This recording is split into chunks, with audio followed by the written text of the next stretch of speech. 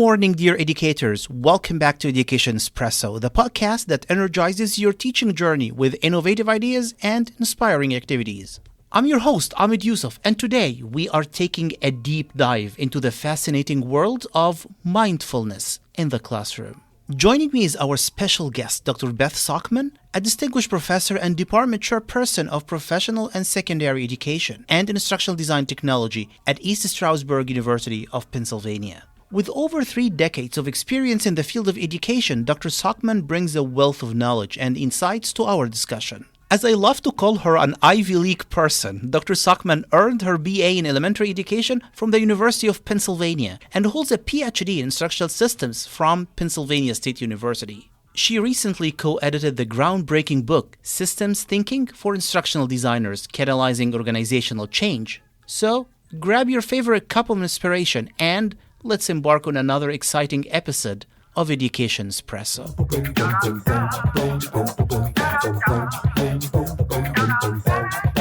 Did you know that students have a fundamental need for social connection within the classroom? According to the self-determination theory, one of the key factors that can significantly boost students' motivation is relatedness.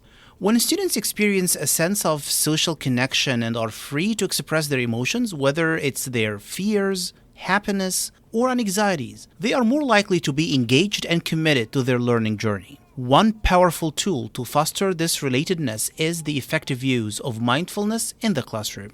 Research shows that by integrating mindfulness practices into your teaching, students not only become more attuned to their own emotions, but also to those of their peers. As a result, mindfulness can contribute to stronger relationships and a more harmonious classroom atmosphere.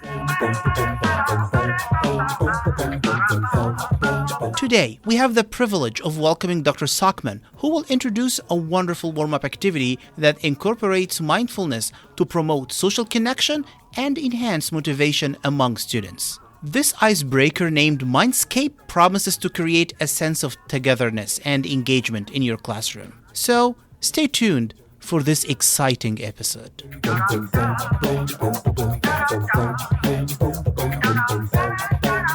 Mindscape is the name of today's warm-up activity. Dr. Sockman walked us through the steps of implementing it in the class. First, you need to prepare your students for the activity by setting the stage and creating a calm atmosphere. So what I do is I ask everybody, all my students, I ask them to sit up real tall as they can, and take a deep breath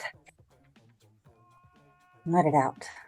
And I ask them to do the same thing again. Take a deep breath, inhale, and let it out. Next, she explained the activity, guiding us on how to lead a brief mindfulness exercise to help students become more aware of their thoughts and emotions, promoting a sense of relatedness and engagement. I tell them, I say, okay, we're going to go over something. I'm going to ask you in a little bit to close your eyes. And what I'm going to do is when you close your eyes, if you can let things rise into your mind that demonstrate or exemplify or provide a symbol for the different words that I mention.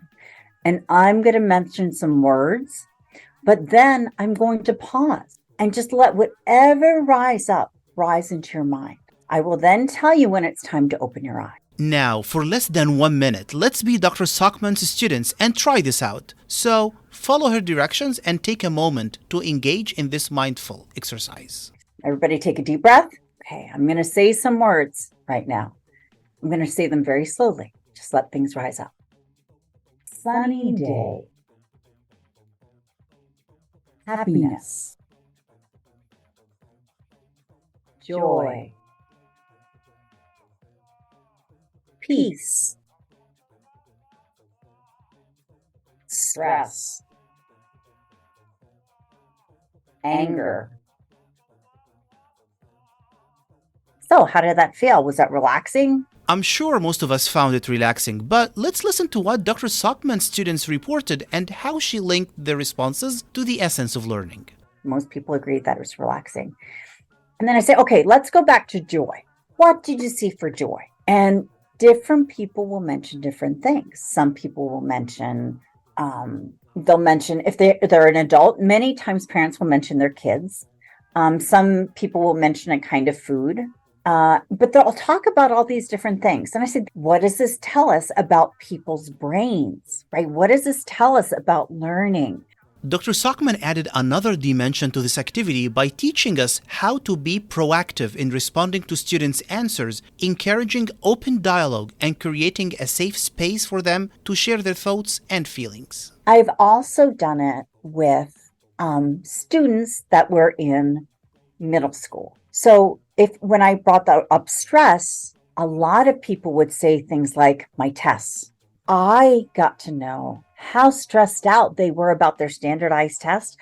I did not realize it, that they were so stressed about it. So that was my learning when they were doing that. But also then it's like, okay, what can we do about it, right? So they could go back and think about it in small groups about what to do about it.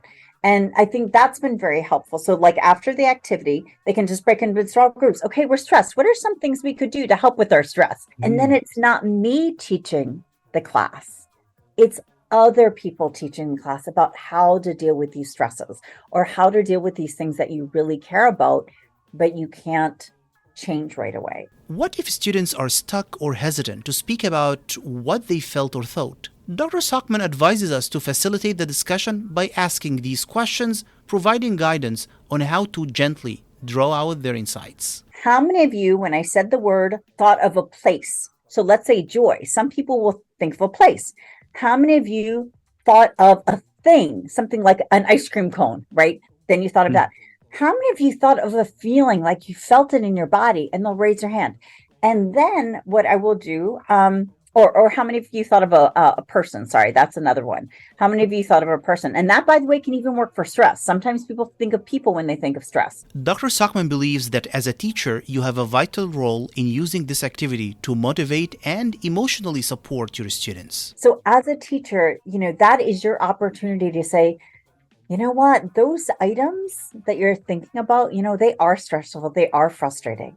I'm going to ask you right now to take those things and put them in another room. Take those things and lay them aside, because here's your chance right now to write the narrative of your life, to be successful. So think about those things that bring you joy. And now let's move into our lesson. Dr. Sockman concluded with why this warm-up activity is unique and effective. You're honoring every student's perspective. Not one way of thinking about learning, but every student's perspective about learning. How beautiful that our students have the opportunity to learn, with freedom and joy in our classrooms. And so that's the space that I want our students to be in.